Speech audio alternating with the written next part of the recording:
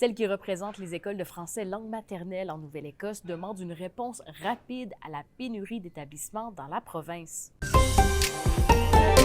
La présidente du Conseil scolaire acadien provincial de la Nouvelle-Écosse, Diane Rassette, demande que le comité qui sera bientôt formé pour se pencher sur le manque d'écoles francophones dans la province rende son rapport dans les prochains mois.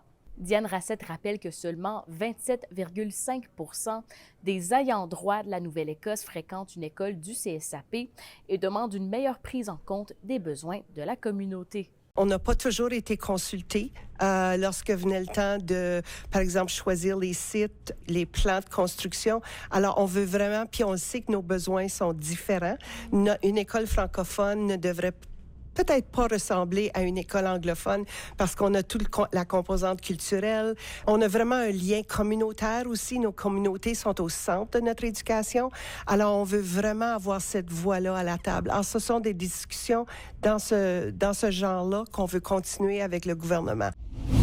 Et le député fédéral Chris D'Entremont fait encore parler de lui. 2 jours après avoir annoncé qu'il quitte le Parti conservateur pour rejoindre le Parti libéral, on apprend qu'il occupe la coprésidence de l'Association acadienne des parlementaires du Canada.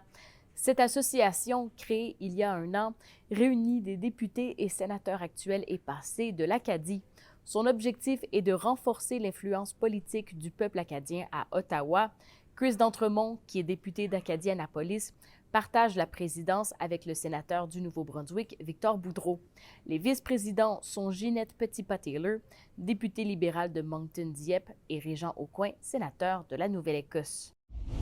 C'est ce qui conclut votre vidéo journal. Pour plus de nouvelles, consultez l'application Info. À demain.